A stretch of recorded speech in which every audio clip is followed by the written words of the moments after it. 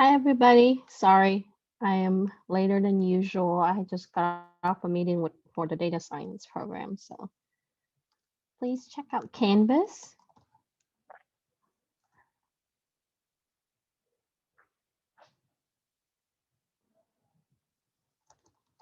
Wait, Professor, you said check out Canvas for what? Yep. And look at the assignments for today, Unit 4. So regarding the questions that we were asking about the lab, I will come back to the last lab and address some of the questions in the next session, which is the lab, so that way it will correlate with the next lab that you have to do, where you have to set an input manually instead of using the console itself. So right now we're going to dive a little bit deeper in arithmetic and data movement, actually just the arithmetic side. And then next week on Tuesday, we're going to dive a little bit deeper also into data movement, as what we talked about in the lab already. But I want you to see the binary setup on how a word would be when it receives the opcode and the operand in this session. Okay, so check out the Canvas, and then let me make sure my screen is in the right place before I screen share here. And I'm going to try to update some of your grades by Thursday, because I intended to do that today, but they keep requesting meetings, and I apologize. Okay. Okay, so let's go into screen share. So this week, let me minimize the people. This week we are going to touch on Unit 4. And then after today, I will post the video on here so you can go back to watch it. It will go on YouTube. And that will be roughly about 9-10 o'clock if it's ready. Sometimes it's not, depending on Zoom. So right now we are going to go over the LC-3 Instructions Assignment. And then on Thursday, we are going to talk a little bit about what we didn't address in the last lab, and then going into the next lab. One of my recommendation, if you wanted to do a preview for the lab, I do have a lab manual that's posted. And then what I'll do is I'll link it also to the lab assignment itself, so that way you can see what the university are doing. I took some of those lab and modified it only because some of the steps are a little bit confusing. So I rewrote some of the things and added the questions, so that way you can explore it a little bit more. So we touch on that when we look at the lab. And so right now we're going to do the in-class assignment. And let me see if I link the notes for you. I just want to make sure. Sorry, I didn't put the page. But the notes, you can find that under the to-do list. Okay, I'll add the page after the session today. I forgot to do that. I'm sorry. So when I taught this last year, I just kept it on one page, and but you can find the notes for chapter 5 right here. Okay, that will be the first page in the module. So today we're going to talk about opcode, how to deal with data type using word size, and then we are going to look at how we're seeing instruction for arithmetic calculations. You saw some of that in the lab last time, and looking at how the addresses would be. So let me get to my folder, because sorry, I had it open and I had to switch earlier.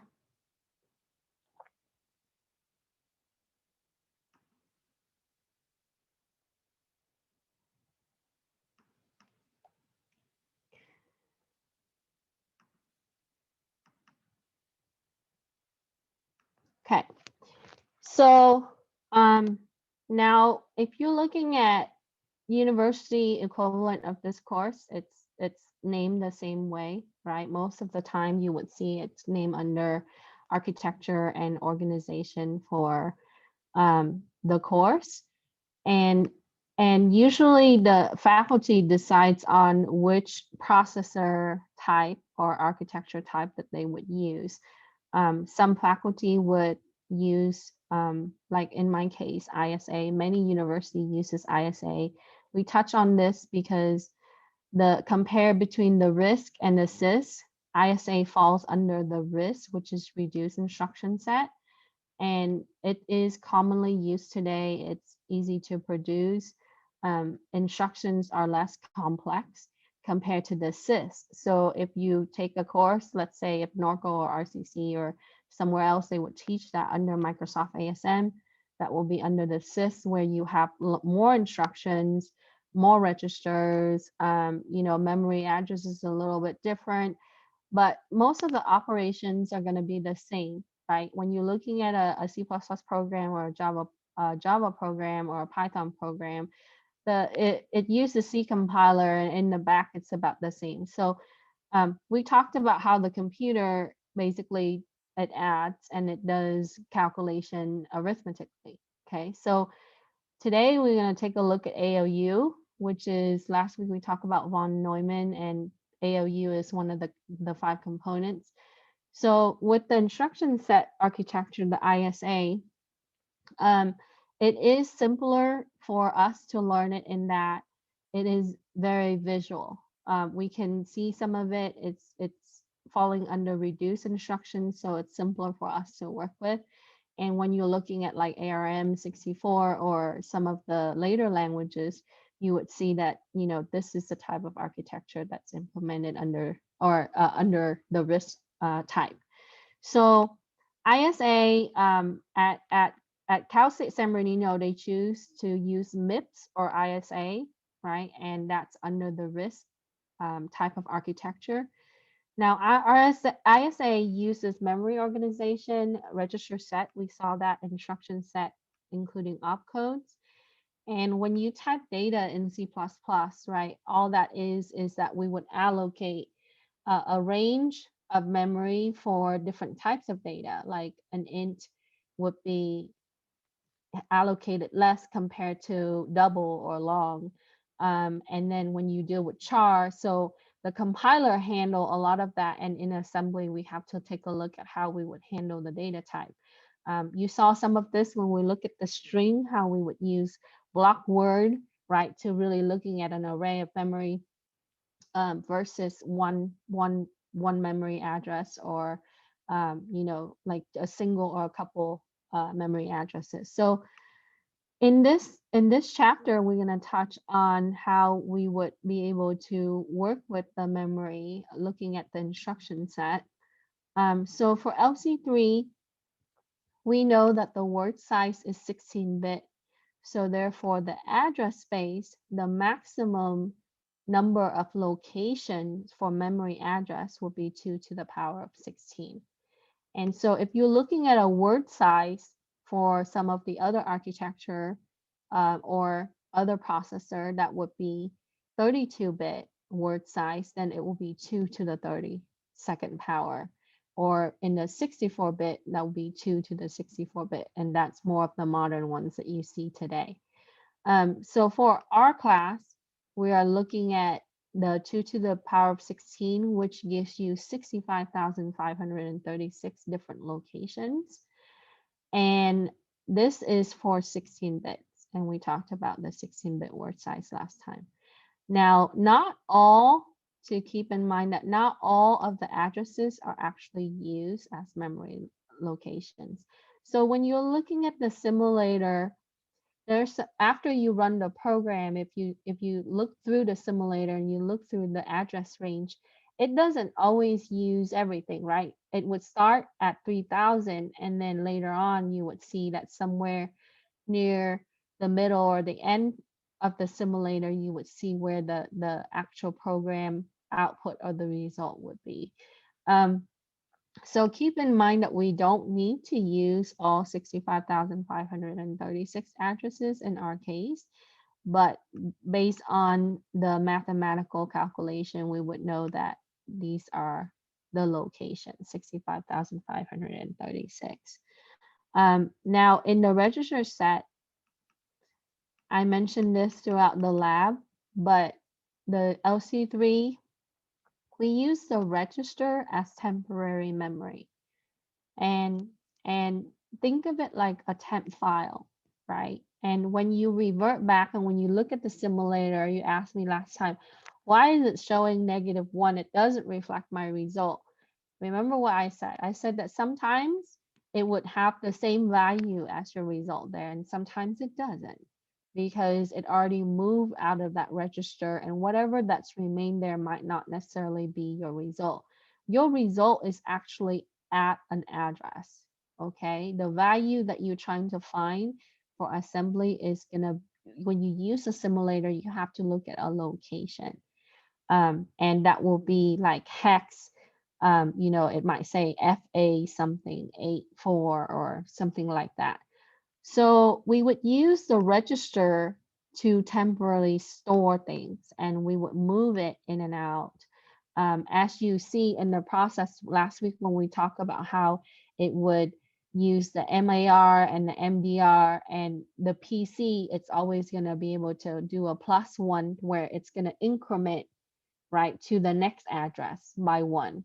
So if you start at 3000, the next line of your code is going to be at 3001, and the next line of your code is going to be 3002, and so forth.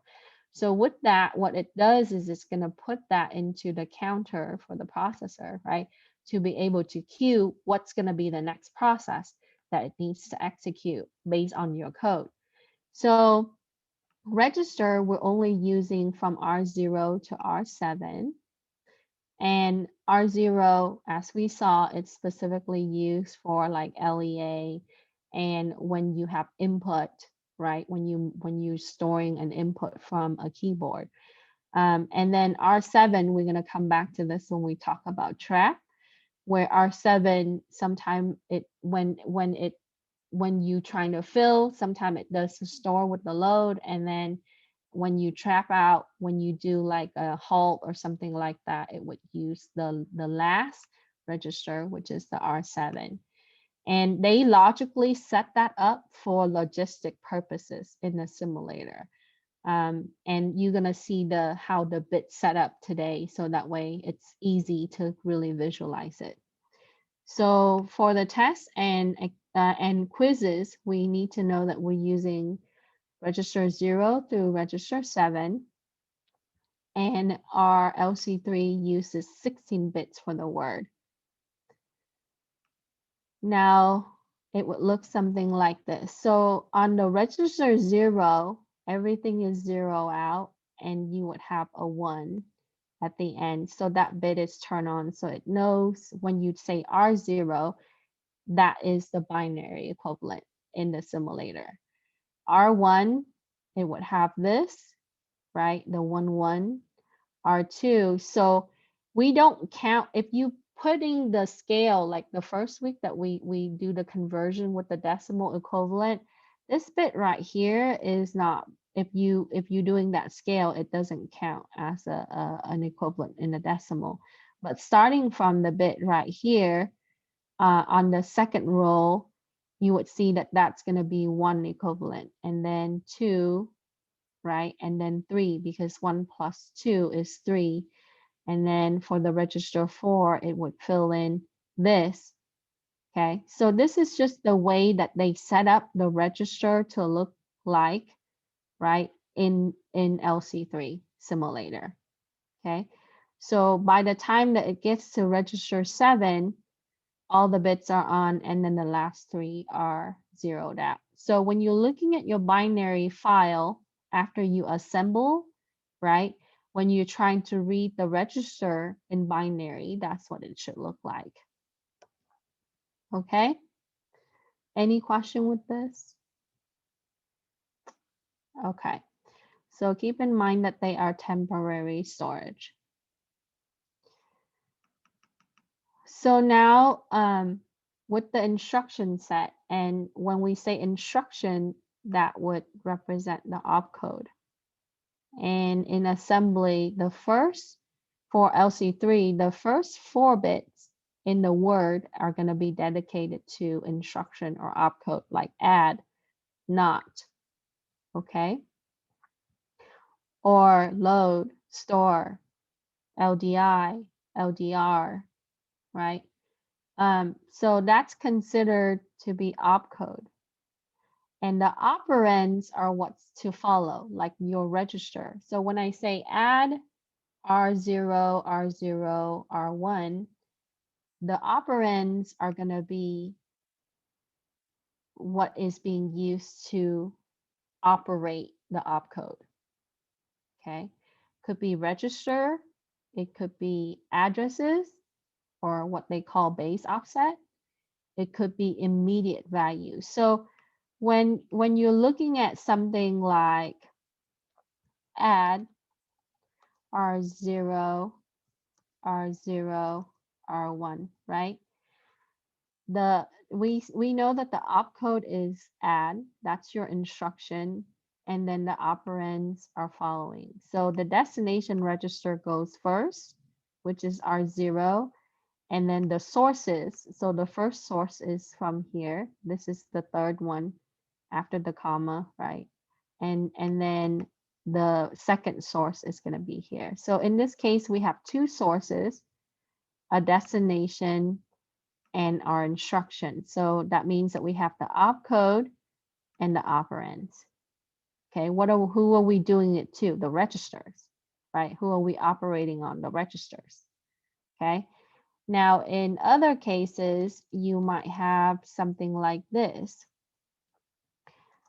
R0 and a #1. So what that means is you are adding, right, a 1 with whatever's in register 0 and put the result in register 0. Okay. So if register 0 has a value, let's say a 5, then it just take the #5, which is a decimal 5, and add it to the 1. Now, in this case, our operands are still the register, but we have an immediate value, which is 1, a decimal 1. And if you see an X1, that's a hexadecimal 1. And a hexadecimal 1 is equivalent to a decimal 1. So at this case, it would be the same as far as the binary equivalent. Okay. So when you see a value like this, we call that the immediate value. Okay. And all of these are considered operands. And then there's your opcode. So I just want to clarify that so you're not confused. So in our word, we would have opcode, right? And we would have operands. And then to deal with the data types and the address mode, so data types would pertain to how we allocate for addresses. Okay, and last week when you did the lab, you saw a little bit on how we would do a pointer when we point to an address versus when we actually load the address, right? Or load effective address. Okay, so those are different type of address mode because when you issue the instruction with the movement for the data, it impacts how whether it takes that address and store it or it would just point to that address. Okay. So when you write your program, you have to think about your ultimate goal in the program. Do I want to point to that address every time, or do I want that address to be loaded to the register so that way it would store it with the register? Okay, how efficient do you want it to be and what's your objective? Okay. So now further on in the section it talks about opcode. So I see us chat. Is there a performance penalty for using load and load indirect? Not quite, but in the load indirect, you in a way, yes, because in the back you don't have to move, you don't have to copy that address elsewhere.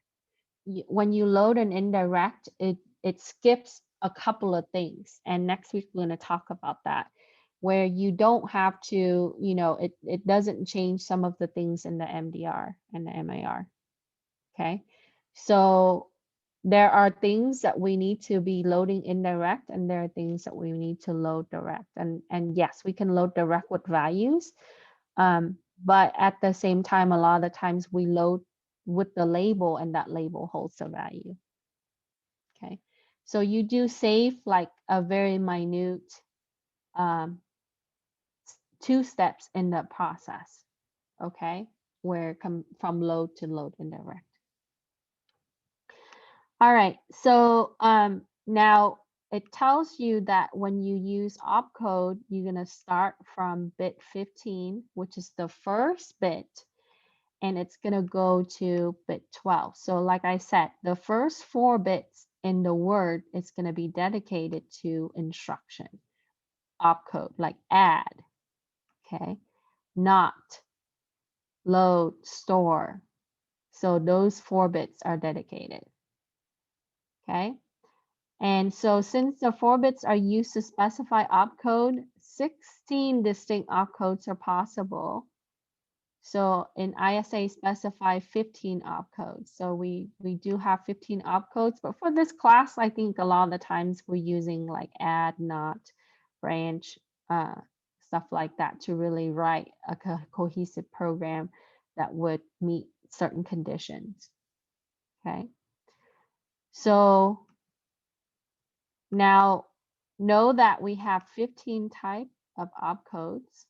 Okay, so far you learned some, and we will get through all of them by the end of the course. There are 3 different types of instruction, and we touched a little bit on this last week. One is going to be operation instructions, process information. 2 is going to be data movement. Those are the load and store. Operate instructions are the ones with the operator and arithmetic. And you know that in assembly, we only add. So you do an add, right? That's operation.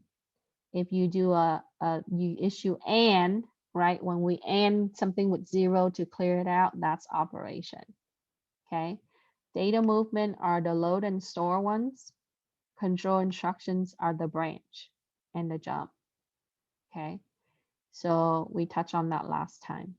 All right, let me go to my assignment now to really answer some of the questions there. So for the first question, we saw in the notes that how many locations can be used for address or can be addressed in LC3? That will be 2 to the power of 16 equal to 65,536 locations.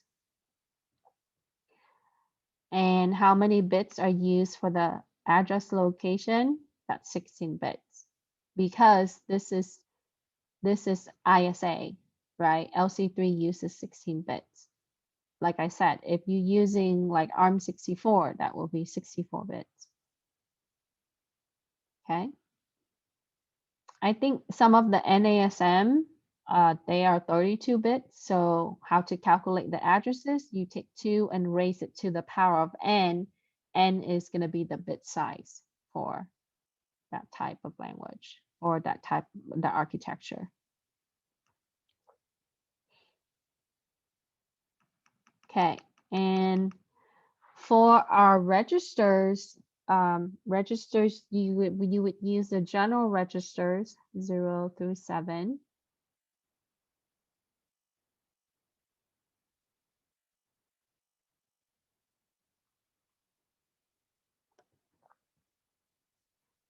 So it dedicate the first 4 bits for opcode, and then following that we would have operands. So the way that we look at the binary, we would have like 0, 0, 0 for R0, 0, 0, 1, 0, 1, 0 for R2, and so forth. So the next 3 bits are dedicated for destination register. And then following that, you might have source register or actual values or address.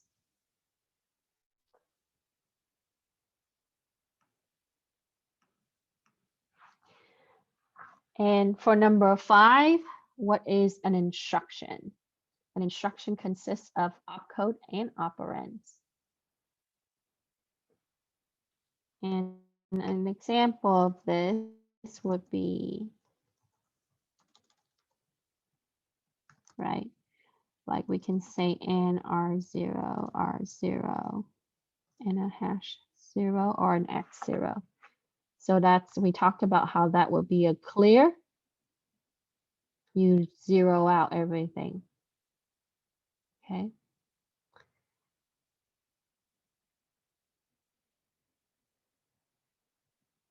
So when we look at this, right, it's one line, and that would be the instruction for it to execute.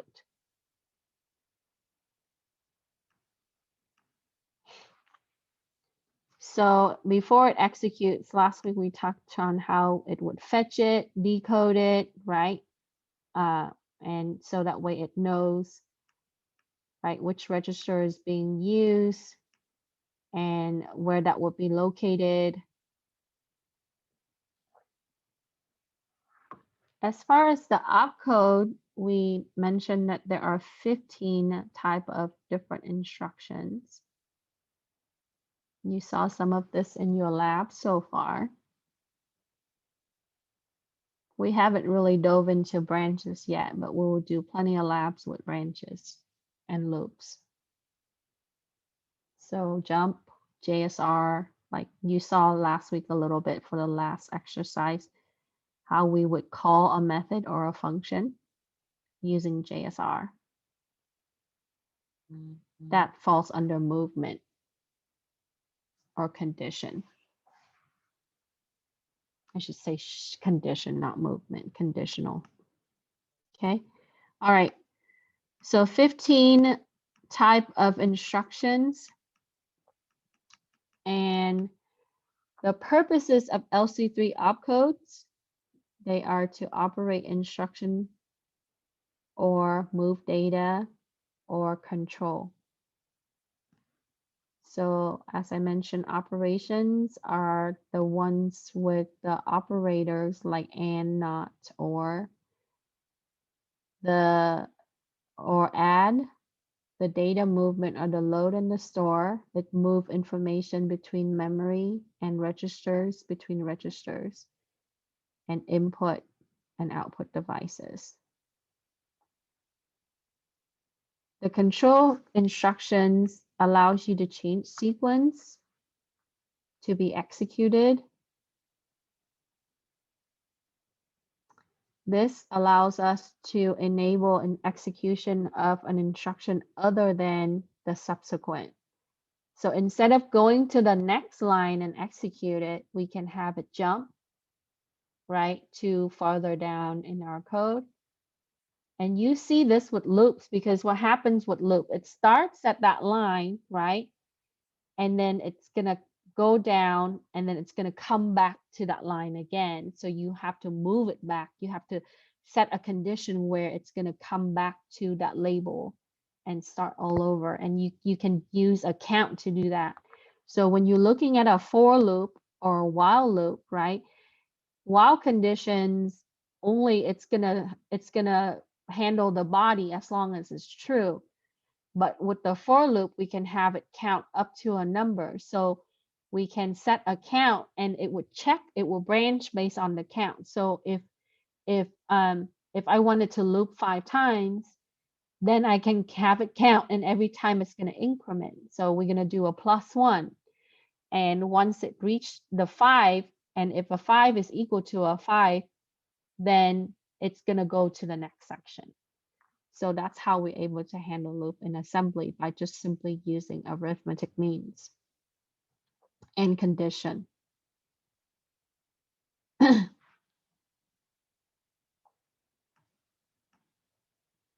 Okay, questions with number 7. You will also find this detail on page 2 of your notes. Next, we're going to talk about data types. Okay, so data type is a representation of information. It has opcode to operate on that representation. And remember, we don't really deal with negative. We handle things with 2's complement, right? So the 2's complement integers are also supported. So with the data type, when we handle things that needs to be stored for different type, like string, right? It uses like we have to first load the effective address for the label, and we would fill that label with a string. So you have to declare that string with the label and then load the address of that label to your program. So that way, if you wanted to output a string, and then you would do a put. So with that, what you do is you have to dedicate a space for that string in the declaration. And basically when you're declaring that string, you point to an address where that label exists, okay? And at that address, it's gonna store your string definition.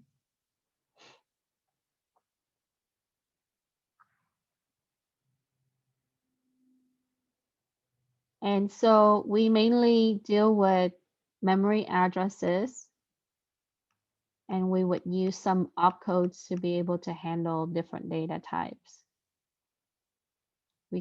And we would explore more when we write stack in assembly, okay? So let's talk about address mode. An address mode is a mechanism for specifying where the operand is located. And what are operands? Could be register, it could be actual location, like with the hex value, right? It's part of your instructions, okay? So when we say something like LEAR0, right? Let's say we would say string 1 like this. Well, this label right here is located somewhere, right? We later declare it on the bottom where we would say string 1 contains this, and it would be here, okay? So what that does is it's really gonna use the address location of where the string 1 is, and to be able to load that address to R0 so we can use it to output or do something with that, right? Usually it's for output for string. Now, the operand can be found in 3 areas: in memory, in register, and in part of the instructions. They could also be values. Okay, if the operand is part of the instruction, we call that literal. You heard this from other programming classes, or immediate operand, and I call that immediate value. So when you say, like in C++, let's say we say this. We say var1 is equal to, let's say 14, semicolon, right? So we simply just assign a value to that. In assembly, what we do is we would say we can use a register. We can say add R0. Actually, I'll do a load. R0 with a var1, which is a label, right? And later on, I can do a var1 with a dot fill, right? Assuming that this is a hex value, or if you have a decimal, you need to convert. So let's say if I wanted to fill it with that, then I can fill it with a 14 like this. Okay. So there's several ways you can do this, or instead of using it with the location like this, right? To do a literal, I can also do add R0 hex 14. Okay, so in this case, the second way that we do this, we handle it exactly only in operation, right? We're not we're not going into the address mode in any way. We simply just use a register and we operate on that register. And so your opcode is here, right? And your operands are here. And remember, it says the operands can be register and immediate operands, which is like a hex for a hex value or a decimal value. Okay. So there are 5 modes that it would support. A literal mode, which is what we call the immediate. The register, you see that, okay? And we also can deal with indirect, where it would point. And then we can have it where it would increment the addresses, and we would do the base offset. So it would do an add 1 for every single one. We will do a lab that you would see some of this, but a good example of this is when you have arrays of memory. Like it would store for each element in that. So each result, it's going to put it in one location, and subsequently it's going to move to the next location and add the next result. So when we loop it, so let's say if I have a loop, and every loop I'm gonna calculate like a sum.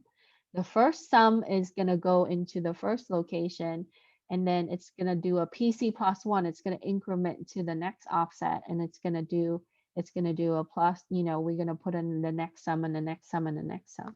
So it's able to have a PC relative and a base offset on that. Okay.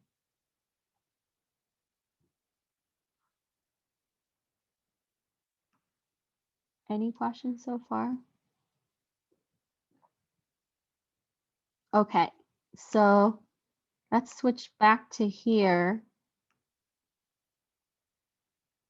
And here on question 8, it asks you where can we find the operand in memory, register, or part of the instruction?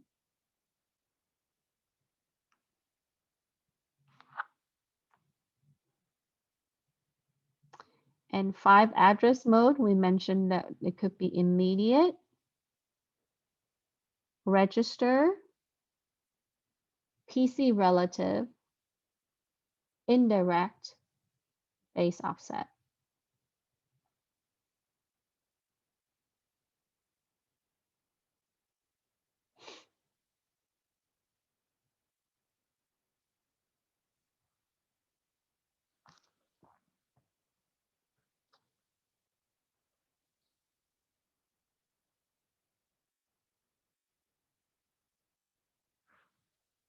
And you can find the same information on page 3 of the notes at the top.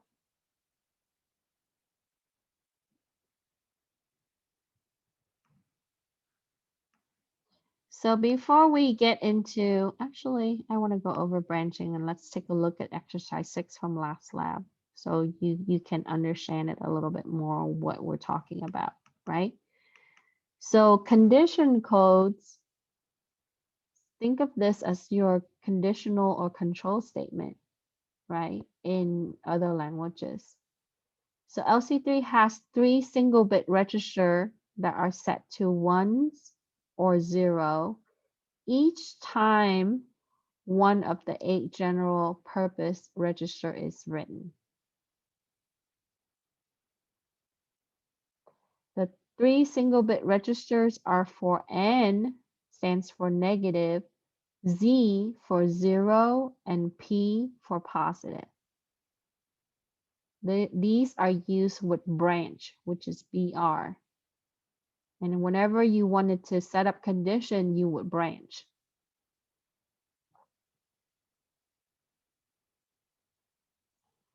So whenever that it sees a condition, from the registers, it's gonna individually set 1s or 0 or 0 or 1 corresponding to the result that's written for that condition. Okay, so what do I mean by that? Okay, last week, right? Let's take a look at last lab.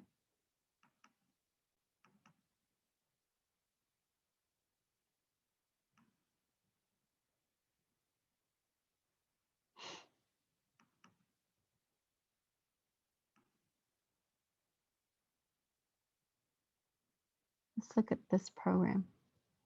Number 6 from the last exercise. Okay.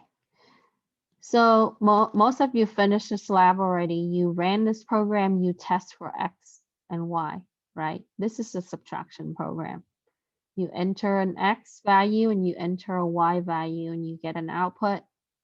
But in assembly, it's not simply just one subtract the other, right? This is what you set it up with. Okay, you got to convert the input and then you have to set up a function. Okay. And throughout the labs in this course, you will write many functions. So this is the beginning. Okay, so let's look at the function. So once we have converted the input from ASCII, okay, in the function definition, when we clear out, after we clear out the register, we set up the subtraction. Okay, this is where the subtraction happened. Okay, so we take one register, we first have to do the 1 complement and then 2 complement to set up the negative, right? And then we add that with whatever that we're subtracting from. So when you, at that point, it's subtracting X minus Y, right? Because that is your program. Then at this point, it's going to check. Okay, so if you have input X, let's say a 5, and a Y is a 3, 5 subtract 3, you know that you get a 2. That's a positive value, right? So when it branch here, it's going to look at the last line, the last instruction, right? When it does the subtraction. If the result is negative, it's going to copy it to R3. Right? In our example, we have 5 minus 3, which is a positive value. Then it's here. It's going to branch for positive. It's going to go to the label where it says POS. Right? And the result is at that point is going to be an R3. So now when it branch, it's going to skip the EQ. And this part, it's going to go directly here. Okay? Because the result is positive. So it's going to go to POS and it's going to do what? It's going to output that string, right? It's going to trigger, it's going to say that X is greater than Y, because that will give you a positive value, right? Because X is higher than Y, therefore when you subtract X to Y, you would get a positive value. Now, if I input an X that's lower than Y, let's say if I put in a 2 and a Y is a is a 3, then it's going to branch at the negative. It's going to skip the other 2 and it's going to go to the negative label and it's going to trigger because R3 is negative. Okay. So the way that it checks it is because if those bits are set, right, based on the result from R3, then it's going to go to the label. It's going to trigger that and it's going to jump to that label and it's going to do whatever that you set up for it to do under that label. Okay. Any question with this? So think of this as like an if else, right? But in this case, we got to check for all 3 because, you know, a user can input X as higher or X as lower, or they're the same in the case if they're equal. So if I have a 2 minus a 2, I get a 0. Then it's going to go to the EQ and it's going to trigger the 0 output. Does the RET mean return? Yes, it's exactly like that in C++. Return. So in a function, the whole purpose of a function is to return from a function, right? Like we want to write functional methods so we can return. And in this case, we calculate, so we want to return. So RET is return.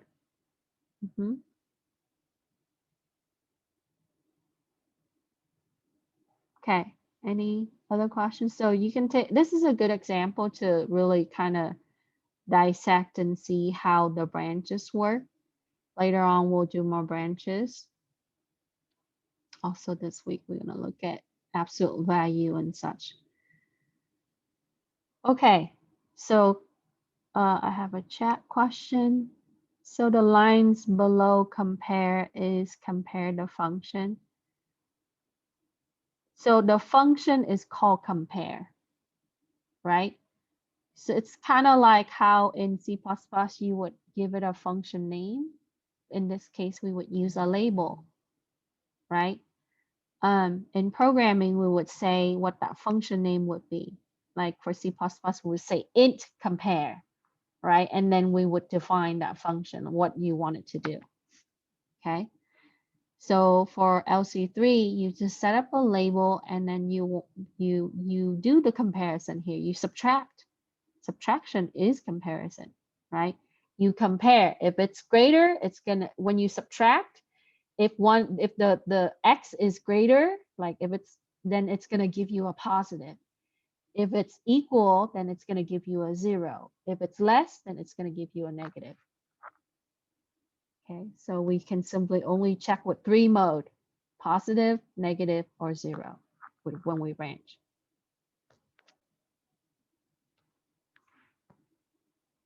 Okay.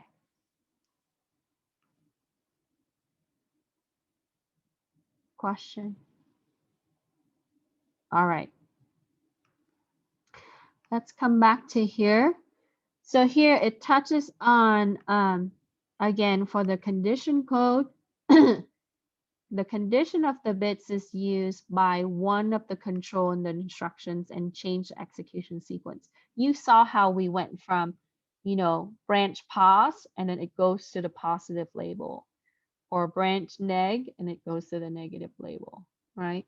So when you create your label in your program, you need to be consistent and clear, so that way you don't confuse yourself, or it would be hard to determine, because you can have like 500 lines, and if you're not clear throughout, then it's going to be hard for you to determine like what part of the label or which label it should go to. So try to be clear and simple in that process. Okay. Okay. For the operation, as I mentioned, you have add, and not. Okay. There are 3 operate instructions: add, and not. Now, other assembly language might have additional. That's why we look at documentation. But for LC3, we only use these. And when you use these, the ALU, the arithmetic logic unit, is at work. Okay, this is when we calculate. So there's specific opcode for certain instruction. We saw a little bit of this in some lab. Not, it's going to use this 1001. Okay, we're going to do some practice next. So the not instruction is bitwise complement of the 16 source, where it stores the result of the operation in the destination. And we know that it flips the bit. So when you not something, that will just usually in R2's complement, that will be your the first complement. Not uses register addressing mode, and both its source and destination. So when you're looking at this visual diagram here, the first 4 bits are used for the opcode not, right? So you see 1001. So when the computer sees this, it says, oh, that's a not operation, okay? And then the next 3 bits is for the destination register. And then the next 3 bits after that is for the source register. And in the not, right, when we write it like not R3, R5 like this, then it doesn't have anything else, then the rest are going to be ones. So from 11 to 9, from this right here, okay, to here, that's going to be your we need to specify, right? This is your destination register, in this case R3, and then 8 to 6, that's going to be your source register. Okay, and not doesn't require 2 input, right? It doesn't require, I can have not R3, and so we normally do not R3. So what happens is it's gonna not this and put it in R3, right? It's gonna not whatever's in 5. So if I have a number 1 in 5, then it's gonna not that value and then put it in R3.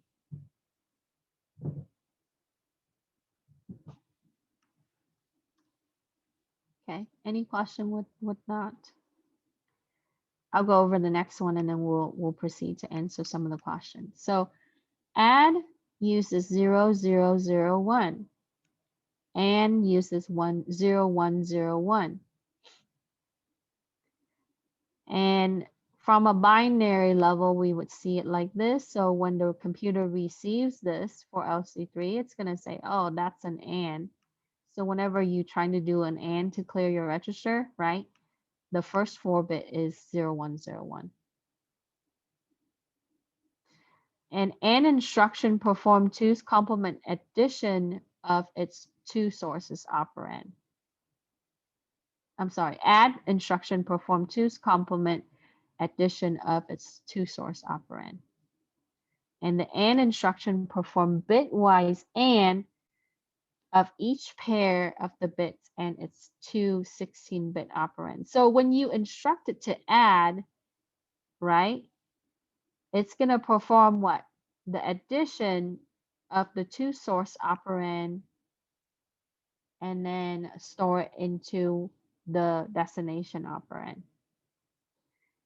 The AND instruction, it does a bitwise AND. And remember, when we AND it with a 0, everything becomes 0. When you AND it with a 1, right? So remember the AND rule on how we did that. And so that's what they mean by bitwise. Okay.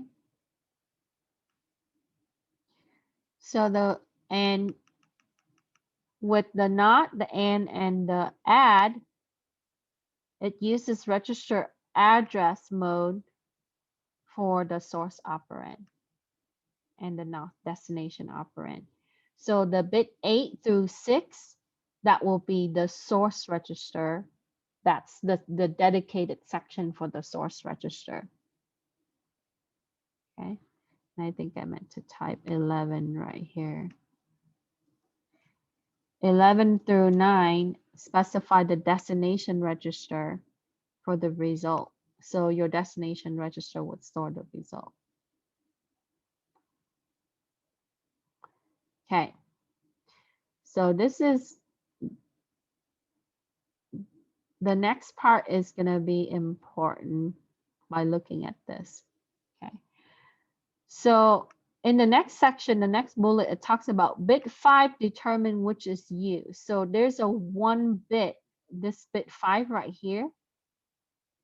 Okay, if it's 0, then the second source operand uses the register. Okay, so this determines if there's a second source coming in. If it's 1, it's going to ignore it. Okay, so when we're looking at the add instruction like this, you have add R1, R4, and R5. So in this case, what you have is it's going to take the value from R4 and R5 and then add it together and put it the result in R1. And this bit 5 right here, this tells it that yes, there is a second source. And the second source is going to be from bit 0 to bit 2. Okay. Now compare that to, let me see if I put, I'm going to pull forward down a little bit more to the page 5, but we're going to come back to the other example. If you're doing like Let me see if I can type in here. If you do an add like R1, R1, and hex 4 like this, what happens is this example right here. So you have to add for the first 4 bit. The destination, that's the R1. Okay. The source is going to be another, it's also an R1. That's right here. Notice that the 5 here is 1. So when it sees this, it's going to say, oh, that's a literal. It's an immediate value.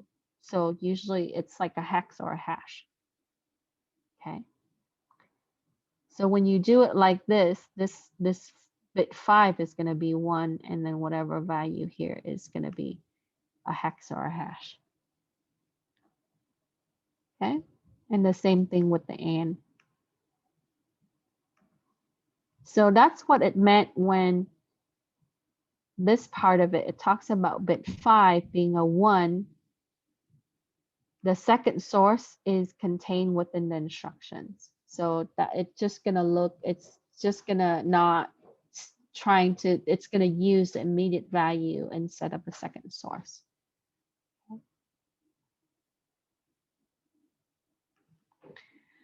All right. Now it says that since the immediate operand in AND and add must fit in bit 4 to 0, which is the last part right here. Okay, bit 4 to 0. Not all 2's complement integers can be immediate operands.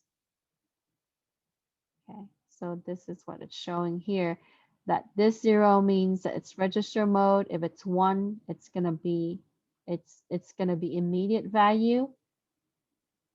So keep in mind that your immediate value, okay, so there was a question at the end of class and most of you sign up. So I put a little note in the lab when you're trying to add like 4D or, you know, a hex value that is larger than this 5 bits, okay, you're going to run into problems. So you have to add it twice, break the value into half and add it twice, okay? So when you get a hex value, like for example, if I'm trying to do an add R1, a hex, let's do a D8, okay?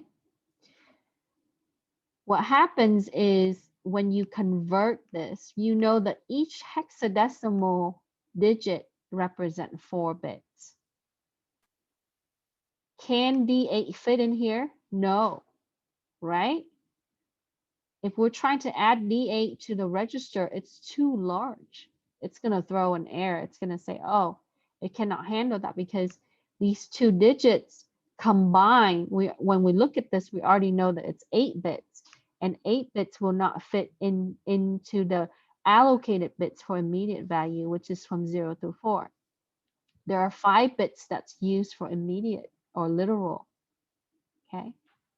So what do I do in this case? Okay. I put a note for your lab after you have signed off. I forgot to mention to you last time that you need to do 2 adds. Okay. So make it where, or 3 adds or 4 adds. If it's too large, you need to add it repeatedly. Okay. So in the case where if this is not going to fit the 5 bits here because it's 8 bits, we need to make it where it would fit. How can we add, what value can we add that would fit into the 5 bits here? Okay, so we have to do multiple add in this case. Okay, question.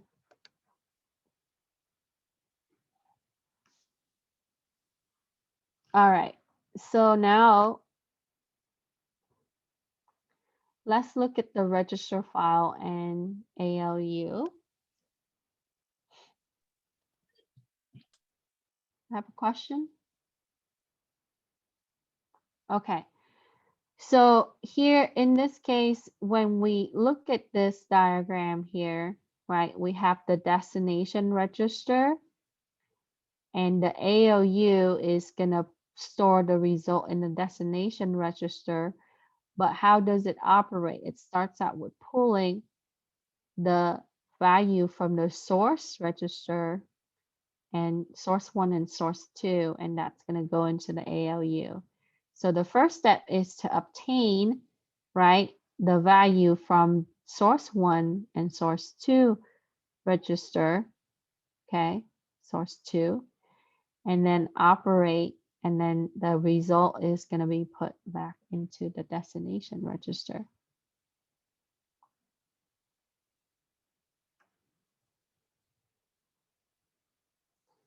Now for the next one, so this one is to handle literal, right? Immediate value, like what I show you here. Okay. Then, So to get the number of times you need to do that add, you should divide that D8 by like 1F.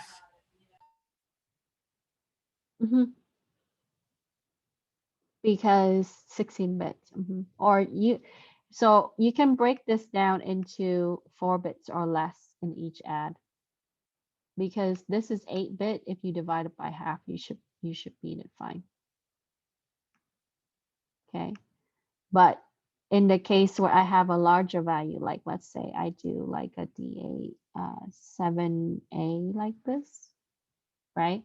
You have to make sure that you break it down into each add, you're only going to have 5 bits.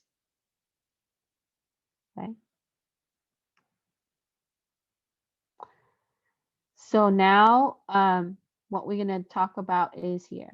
Okay. So in the case where you use immediate value, your instruction register is going to set this up. It's going to be able to it's going to send a signal into ALU.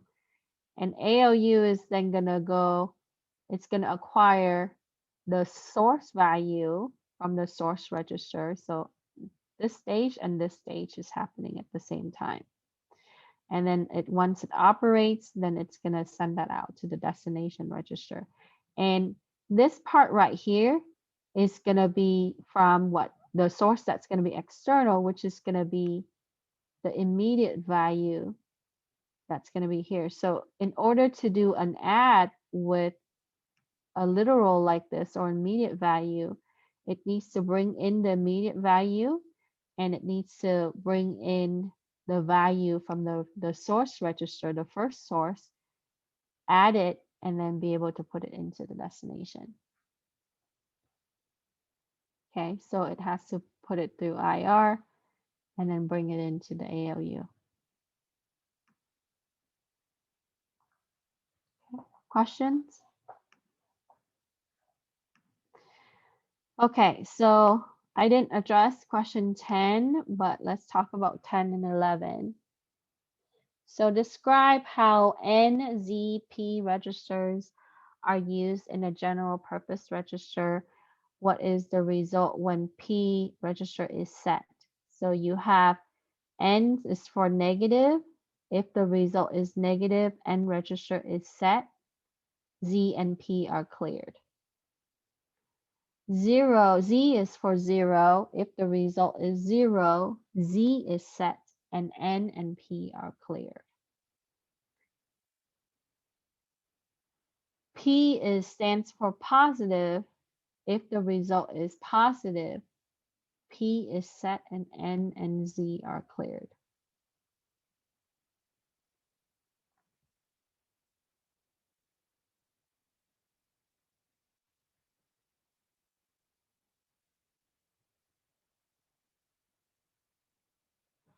Okay, so for 11, you can use any example you want, but I put down some example that we have seen, right, or we talked about. The first line, and R0, hash 0, you can use X0, and that is to clear register 0.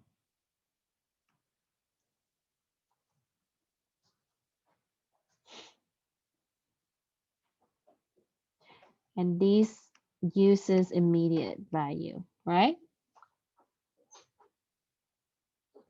Next, we do an add R0, R0, 7. So simply, this is also an operation instruction.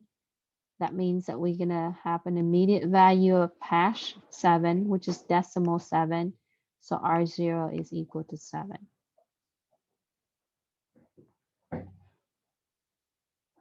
And then the next one, you can also use that one if you like. Add R1, R1 hash 2. So R1 is equal to 2, decimal 2.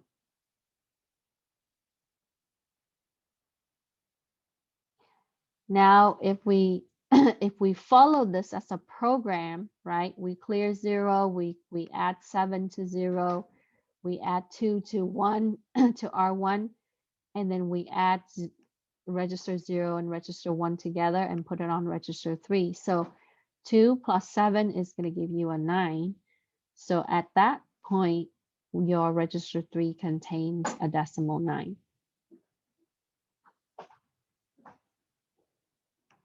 Okay. Pretty easy.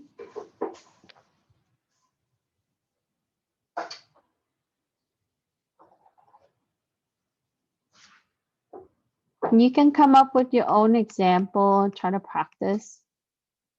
Okay. I'll leave it here for like a few seconds. I'll take questions if you have questions. So the next part, I want you to do this so you can visualize how the bits are, right? Setting it up. So for 12, it says, write the instructions and note the bitwise representation for the following questions. Fill in the bits in row 2 as shown in the hints. Fill in the instructions in row 3.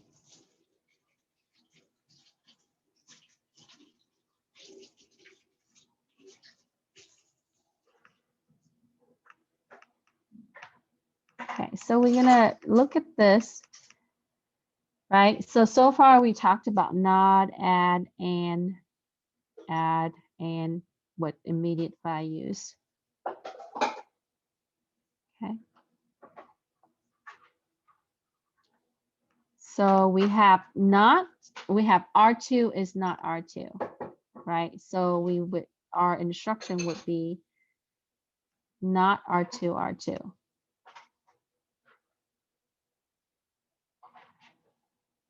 Okay, in assembly. So you don't have to put this down. I think this is going to confuse you, but okay.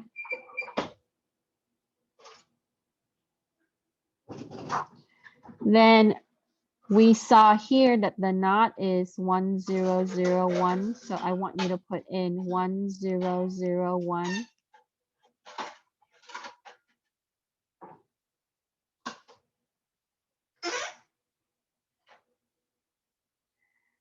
And so that will be equivalent to a not.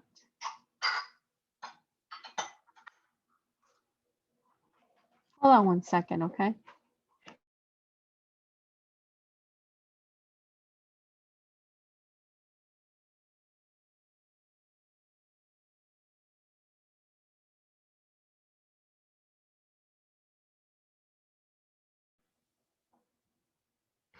Okay, so the first four are for opcode.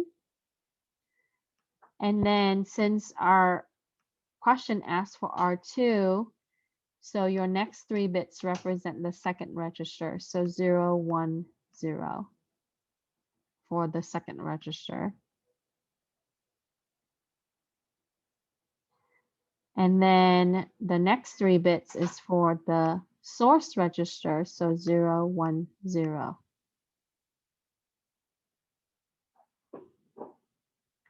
And since it's a not like we saw earlier, it's just like this one, it's going to fill out all the ones on the last 6 bits. 5 to 0. Okay, so in a binary level, when it sees this, that will be a not R2, R2.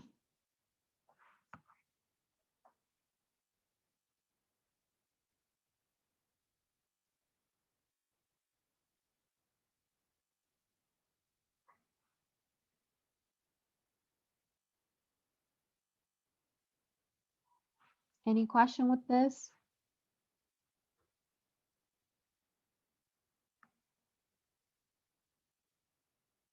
Okay, so let's do the next one. Are we okay with this?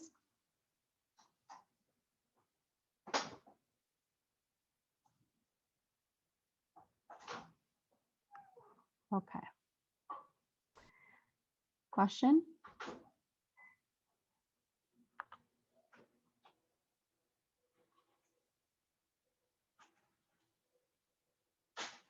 So if you look at the example up here, you can follow that, right? Not R2, R2, and then the rest are ones.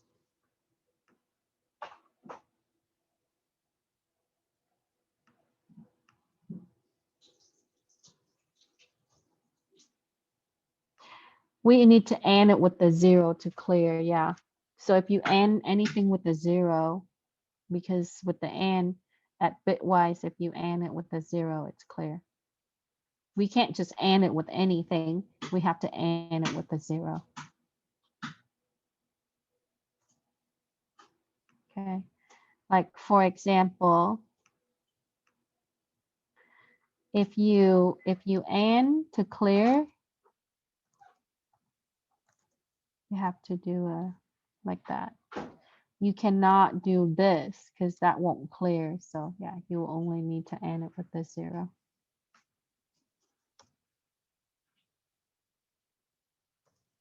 Okay, let me move this down. Okay, let's talk about B. So for B, we have R0 is R0 plus 1. So when we write that in LC3, it's add R0, R0, R1.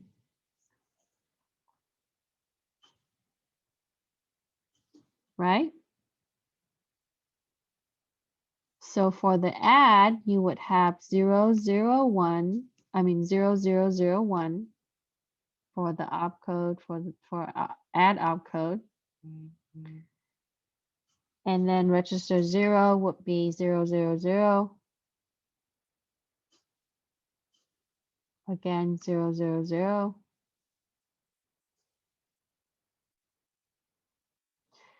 And since there's a second source, the bit 5 is going to be 0, right? Keep in mind that it's going to be 0 there.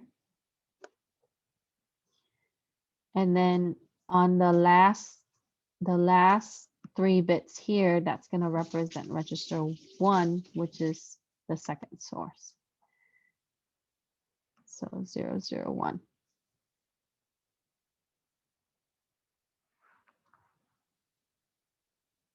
Hey, Professor, for Yeah. the 5th or the 6th bit, when would you say in specific terms would it be 0 and 1 when you're adding it and nodding it? So when this one, right, when you use an AND or an add, if there's a second register for the source like this, it will be a 0 here. Okay. But if you have like an immediate value, like earlier we saw the hex 4, right? So if I do like an add R0, R0 with the hex 4 like this, then at that point, your bit 5 is 1. Okay, because it's going to ignore, it's not going to go to the register memory location, but it's going to use the immediate value. So that's the literal, right? So at that point, the bit 5 is going to be 1. Okay.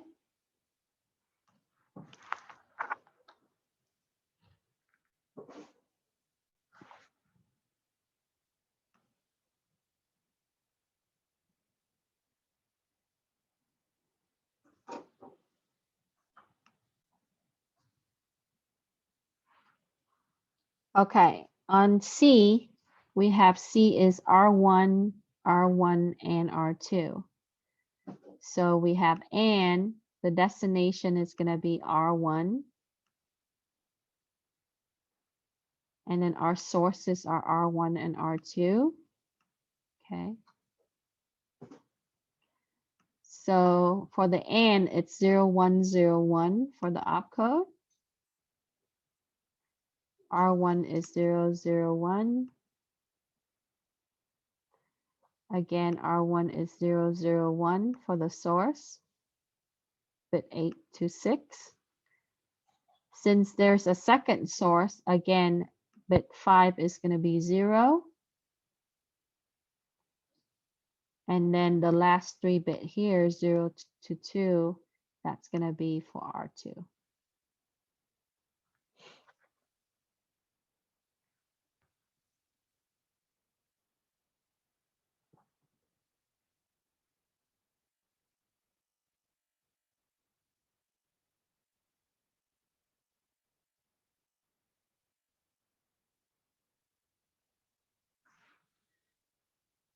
So for this class, I know that my lecture, my exercises help clarify some stuff, but I want to mention this again, and I think I repeat it every week. You need to read the chapter. You need to explore further, okay? Because this, you want to understand it as much as you can. This is not a course where, you just get by with some notes and assignments, right? To be an assembly programmer, you have to go further. Okay, so make sure we read the chapter. All of this is explained in the chapter. And, you can also look at examples online, practice. So to get good at this, you have to understand it thoroughly.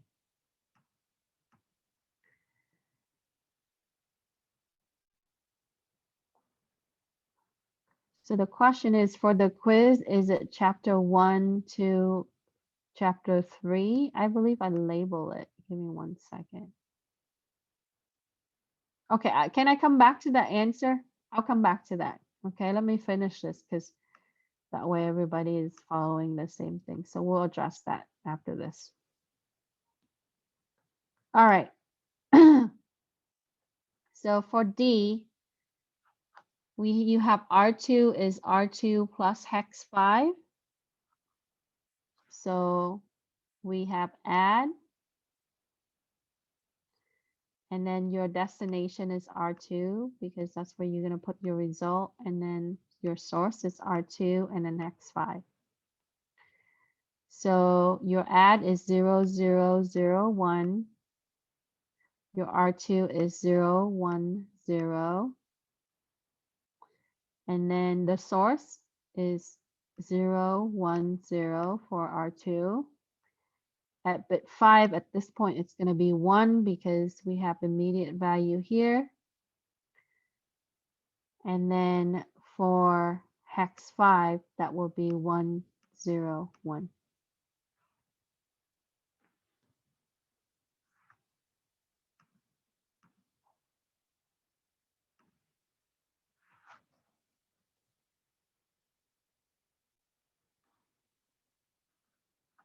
So that's why we practice binary conversion at the beginning so you can see this, right? Like this would be what the simulator shows.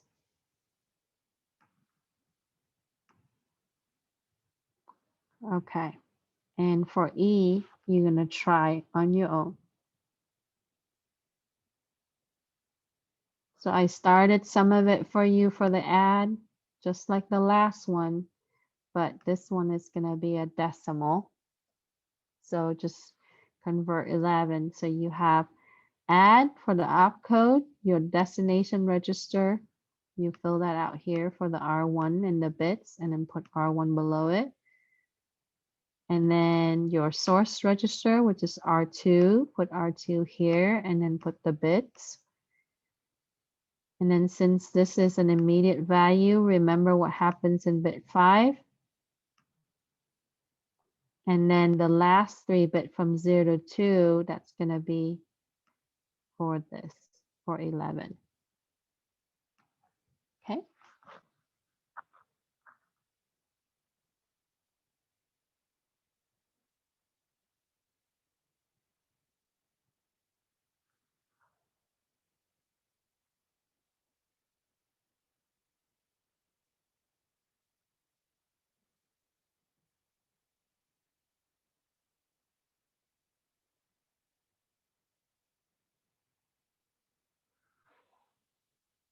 Any question regarding how to write this out? Your instruction?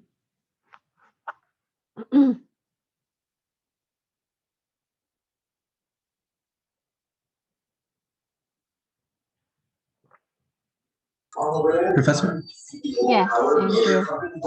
from bit 0 to 5, that's where we're gonna put our values for. Oh no, So from 0 to 4. yeah, so for 11, it should, yeah, so you would have what, yeah, so from here to here, Mhm. that would be your, that would represent bit 11, hash 11. Got Okay, it. so 3 plus 8 should give you 11. So that should be easy. 1101. Mhm. And the biggest value you could put in, just I'm out of sorry. curiosity. I'm just out of curiosity, what's the biggest value you could put in? So if everything is turned on like this, okay, how is that converted to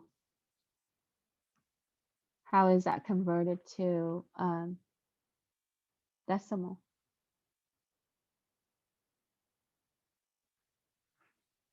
Two times two times, so 1, 2, 4, 8, 16, and you count the bit.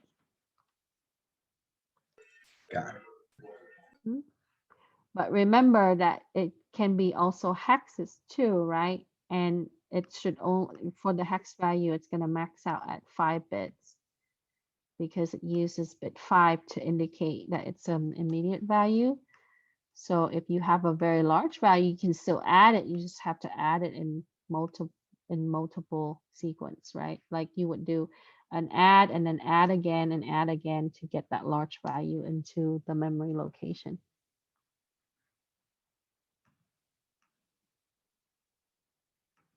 Jason put in the answer for you in the chat if you look. Okay.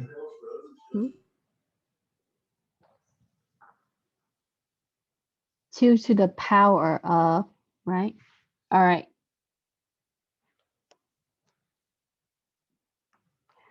Okay. So let's do F. Okay. I actually wrote out the code with this. So it says for F, we want to write the pseudo instructions to write the instruction to output the result. Okay. Setup 2's complement. So here is our requirement, right? R3 is equal to R1 minus R2. So my pseudocode is we need to put the 2's complement of R2, which is not R2, then we do a +1. Okay. And then we need to store it in R3. Okay. So what I did was I first start with the not, and you can clear too if you want. Now let's do that.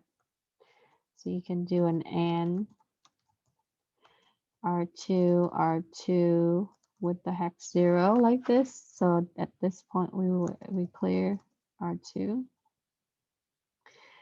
And then we would do a complement, so ones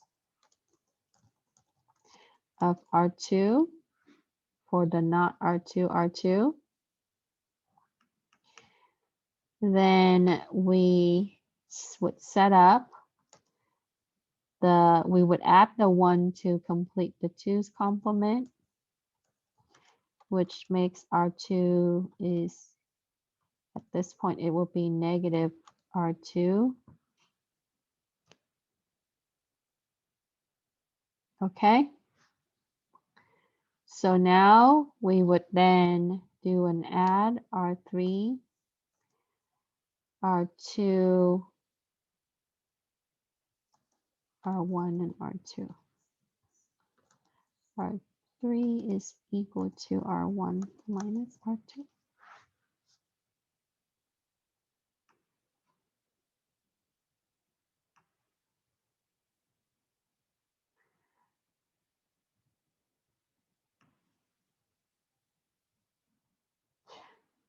Here's it together.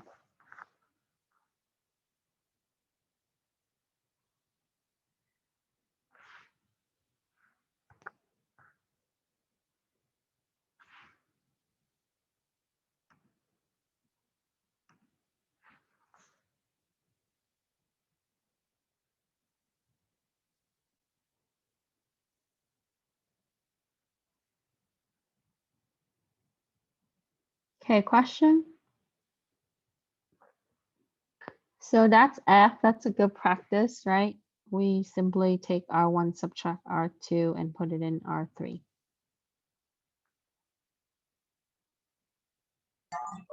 So it asks for store in R3. We just copy it to R3 or actually use the STI?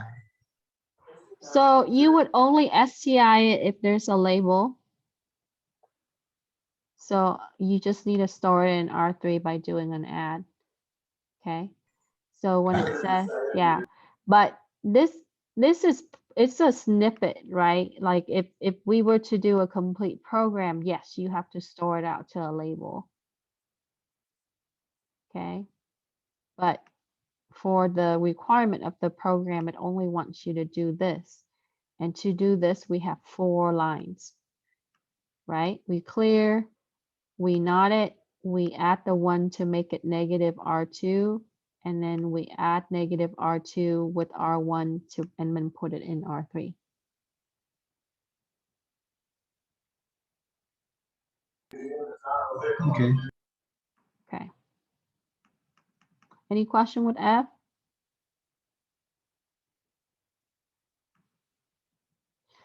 Okay, so for G, we have R3 is, let's fix that. I don't know why I put or. Put and for me. Sorry about that. We would do R3 is R1 and R2. So that one's easy. So we would have and R3, R1, R2.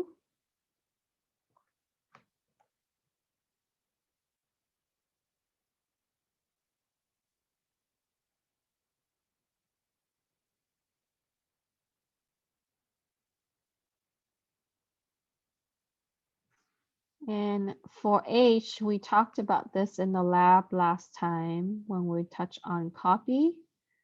So when you do an add from a register with a 0, you can use hex or decimal, doesn't matter. When you do an add with the 0, you can do a copy. So how do we copy? Right, so basically you're saying that R3 is equal to R2. So you can do an add R3, R2 with the 0.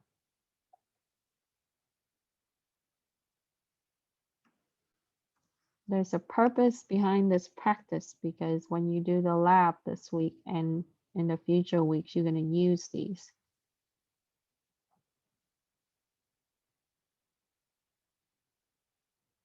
Okay, so this is how we do register copy.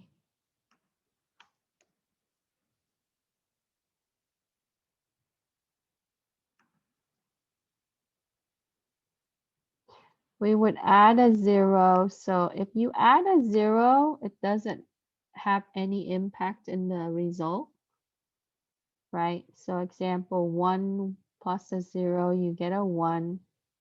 Okay, a 0 plus a 0 is a 0. And when you do the add, you have to have either a register or a value here. So when you add with the 0, you basically take whatever value in the register 2 and put it into the register 3. Because it doesn't change that value by adding a 0, to answer Louis' question. So in the case where if you have, let's say, for example, R3 contains like a hex or like a 2 in decimal, right? Which is in binary, that would be what? 0, 0, oops, like this. And if you plus a 0 to it, you're still gonna get 0010. Right? So it's the same.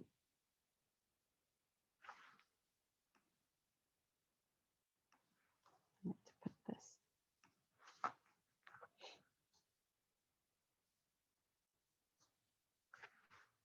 And we covered that the first week when we did the addition. Okay, so for I, we're going to initialize R1 to 0. So we would say R1 is 0. Okay. Now you can do an AND here to clear. So that's basically clear, right? We can use this as a clear.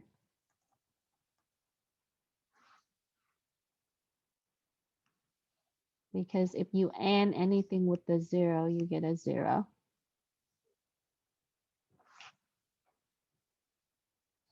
Now, can I do this?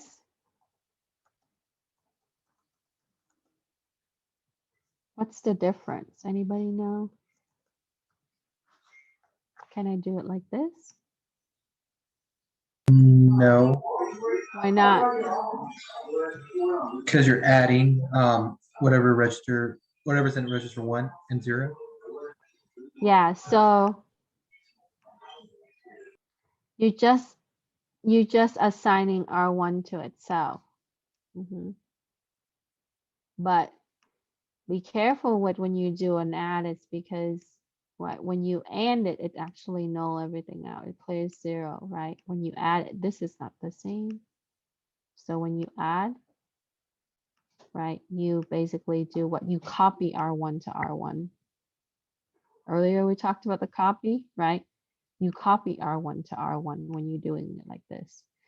So this means copy value from R1 to R1.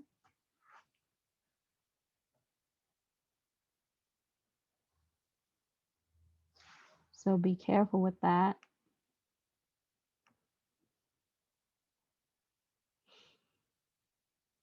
Okay. Next, we're going to talk about, let me see. I want to make sure I cover all of the notes area before. So here it explains a bit. So let's talk about load and store. So earlier I had a question about load, right? So load is to read data from memory to register, and LD, that's going to be, so here earlier Eric asked, what's the difference, right? So you got the load, and the load is going to be PC relative mode.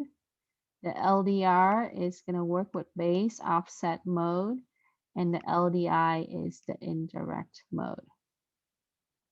Okay. And for the load, the opcode for load is 0010. The store is 001. And last week we touched on when we load something at the beginning to our register, when we get the result at the end, we got to store it back to the label, right, to the address. LEA is immediate mode, does not access the memory. So we normally do this for our string. So when you did an LEI last week, you STI it back. If you did an LD, you can load it back and you can store it back. So to answer Eric's question, is in that load is PC relative mode. Okay. Program counter relative mode. Compared to LDI, it is an indirect mode. It points to the location. It's similar to LD, but there's one or two less in the process. So here it talks about the address mode is for bit 0 through or 820, and the instructions specify the offset relative to the PC. The memory address is computed by sign extended bit 8 to 0 and adding the result to the increment PC. The incremented PC is the content of the program counter after fetch phase, after the PC has incremented. If a load, the memory location corresponding with the computed memory address is read, the result loaded into the register specified in bit 11 to 9 of the instruction. If you want to specify the address directly in the instruction, but the address is 16-bit, after subtracting 4 bits of the opcode, 3 bits of the register, you have 9 bits available to use for the offset. So the last 9 bits in the word, that's going to be used for your sign offset for the PC. That's where your address would be. Okay. So when we load it to the label, that just point to the location of that label. So here's what it looks like. Okay. So when you look at it visually, right, this is kind of show you. So this is the direct load. We call this the direct load, the LD 0010. That's the opcode. Your destination register is here. So it's going to dedicate the rest of this, right, for your PC offset, which in our case, when we load, we can use a label name here. And down on the decoration of that label, you would say where that label would be at, which hexadecimal address, right? So, oops, I'm sorry. So when you load, right, what happens is the PC is going to put that into the MIR, the program counter. It's going to count, it's going to put it into the MIR. And your source file is going to go into the MDR. Remember, MDR is for data and MIR is for address, right? And with because with the last part here, with the 9 bits on the right, it's going to also put that into the MIR. Okay. So it's going to put it into the ALU and it's going to move it into the MIR. Then for the data is going to go to the memory location. And then the MIR is going to have the address or the location address. So think of this as like the white pages to all the homes, right? Let's say that if you have a person that's going to move into the home, it's going to say, oh, it's going to point to the address of the home. And then once that person is put into that home. Okay, so that will be a load. Now for the indirect mode, the opcode is 1010 and your STI is 1011. So this is an indirect address mode.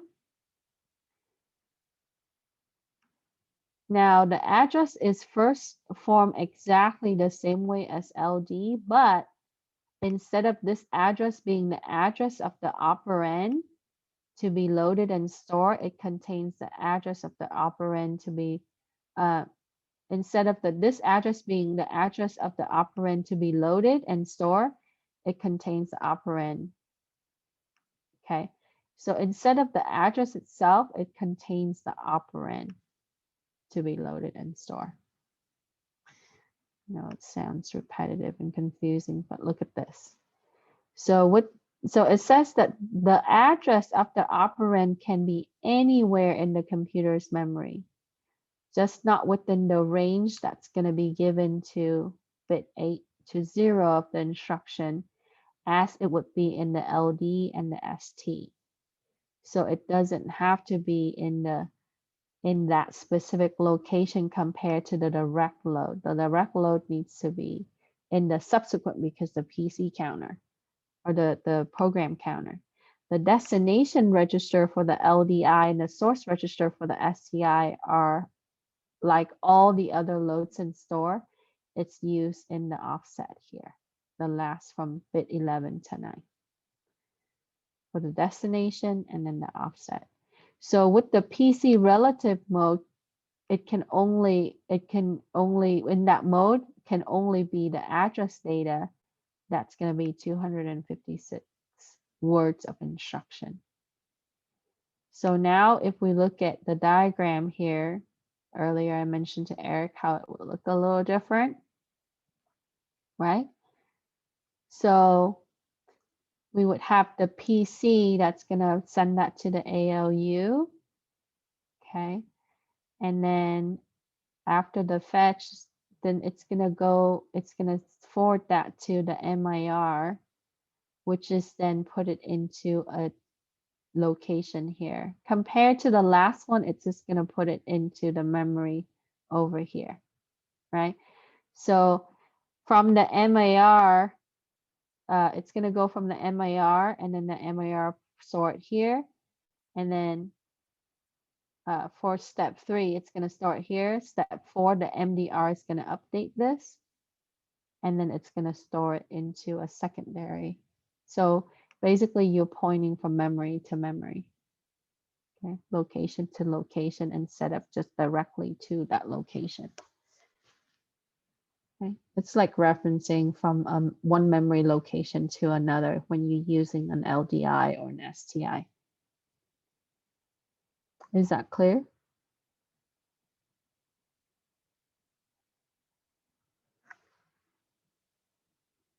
Okay, and keep in mind that for the LDI, it would not be in the range that you would see with the load or the ST, the LD or the ST, okay? Because this updates the MDR and then the MDR updates the other one, the MAR, and then the MAR updates the other one. So in this case, you have the extra steps that's involved and additional allocation or memory location. Okay, base offset uses LDR and STR, and LDR uses opcode 0110, and STR uses 0111. And that would allow us to use base offset addressing mode. So the address of the operand is obtained by adding the sign extended 6-bit offset to the base register. The 6-bit offset is the literal taken from the instruction from bit 5 to 0. The base register is specified from bit 8 to 6 of the instruction. So when we look at this, it's going to use the 6-bit for the value that will be 2 complement integer between -32 and +31.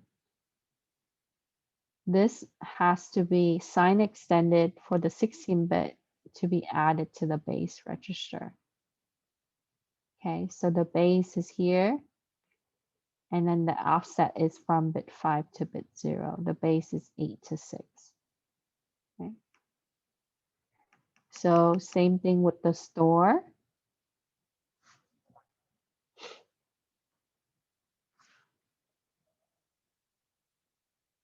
So you can use, we mostly use LD and LDI, but when you want to use offset, then you would use LDR and STR.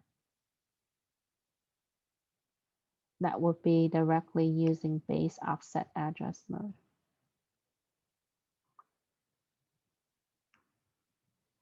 Okay, and then LEA is for effective load effective address, and the LEA looks like this. So the first lab that you did, right, when you did the LEA R0 and then the label, so what it did was your program counter goes it sends that signal into the ALU. Your instruction is fetched and send that into the ALU. And then the ALU is going to update the destination register. This one doesn't go to memory address. You notice it's only going to update the register file. And that's what LEA does. So the label that you have here, it's going to take the information for that. It's going to update the destination register. So if you fill it with the string, right, it updates the location for that string with the register instead of pointing to a memory location or from a memory location to the other.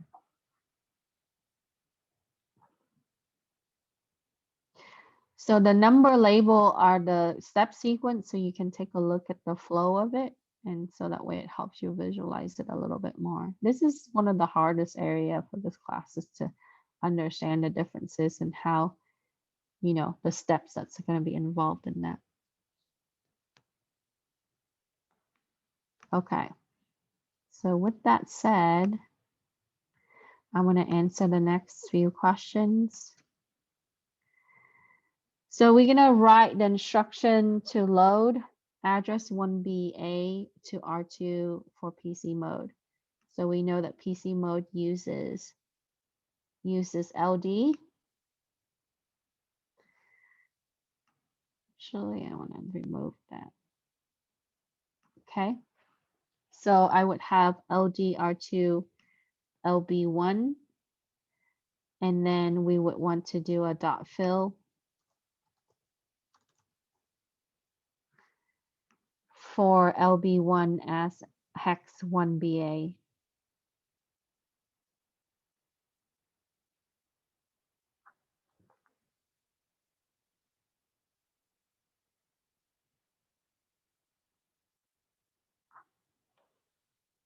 Are we okay with this? Any question? For number 14, we're going to do an indirect load. The address is 48C to R1. Okay. So I use a label. So I do an LDI R1 LB2. And LB2, I fill it with hex 48C.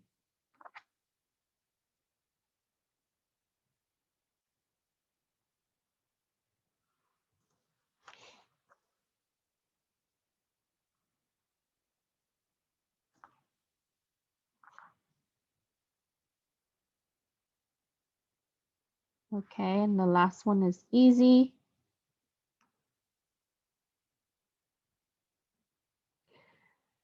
So for 15, it says write the instruction to initialize address 3002 or hex, that means hex 3002 for R1. So I can do an LEA R0 LB1.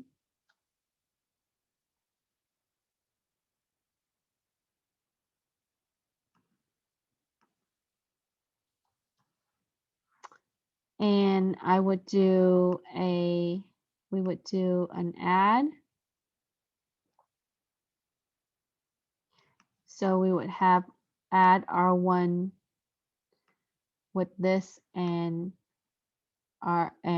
0. So we add 0 with R0, which is label 1, right? And then to R1. Okay. Because when you do an LEA, you cannot do an LEA to R1. So you first have to do an LEA to R0. And then you copy it to R1. And then here is the data, the fill portion. So you have, since you use a label, you have to fill it. And it asks us to fill it at 3002. I'm going to re-comment this so it doesn't confuse you.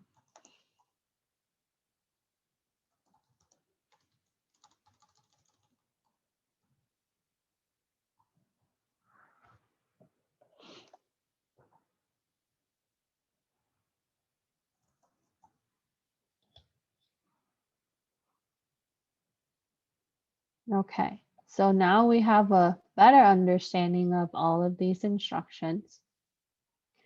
And I hope that, for our lab this week, we're not going to struggle as much. But we are going to use the set value buttons more.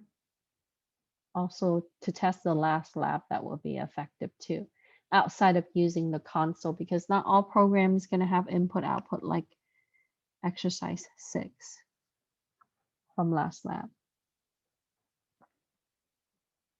Any question with this?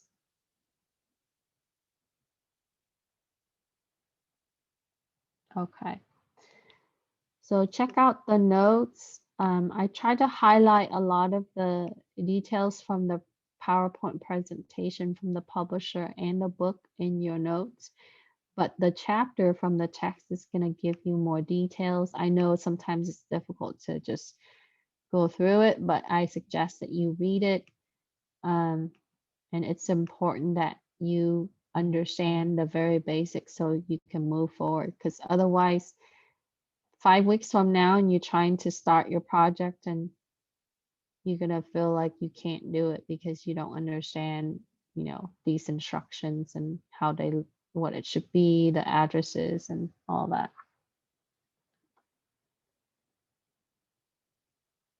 Okay. All right. So type in your name in the chat. This is it for me tonight. Thank you for signing on and attending the session. I'll stick around for a few minutes for questions. Oh, Professor, were you going to go over the lab from Yeah, last- I'm going to touch back on the number 2. I think there was a question for the number 2. But as far as the rest of we only left out number 6. I think that was with the function, but I'll touch back on it during the next session, but we also have to do the next lab. So, Okay. Professor. yeah. Oh, for the quiz, like I was saying, Oh, was yeah, it from sorry. chapter 1? Sorry, I meant to check on that, see. No worries. For quiz 1 is chapter 1, 2, and 3. Unit Okay. 1, 2, and 3. So I think we cover up to chapter 4 last week, so it's going to cover the first 3 units. So chapter 1, 2, and 3. Okay, got it. Because I was getting a little confused because I was reading the instructions. I think it says 1 through 4. Okay, let me verify that. Hold on.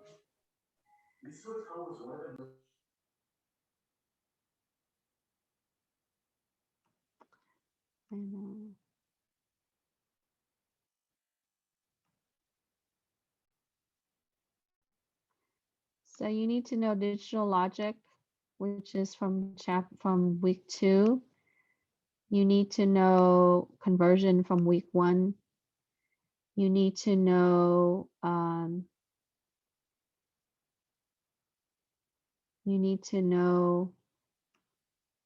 the components from von Neumann, which is last week. So yeah, let me relabel that. It should be 1 through 4. Okay. I Okay. was just making sure.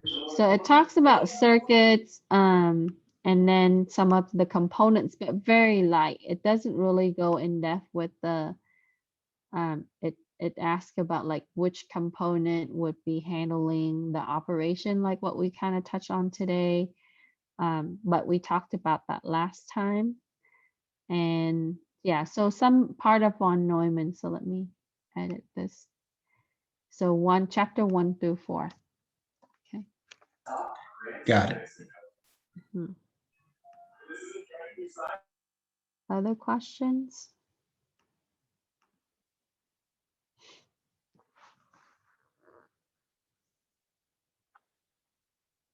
Have a good night if you are signing off, but I'm going to stick around for questions if you have questions for me. Good night. Bye, Alex. See you later.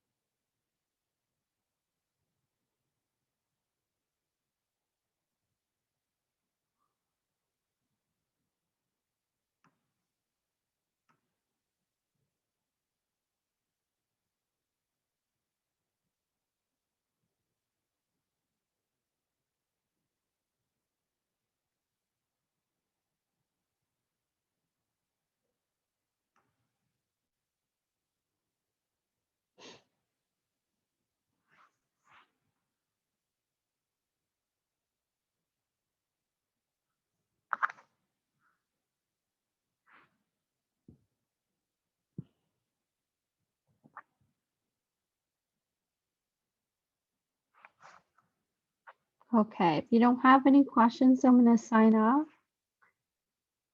Have a wonderful night, okay? Bye.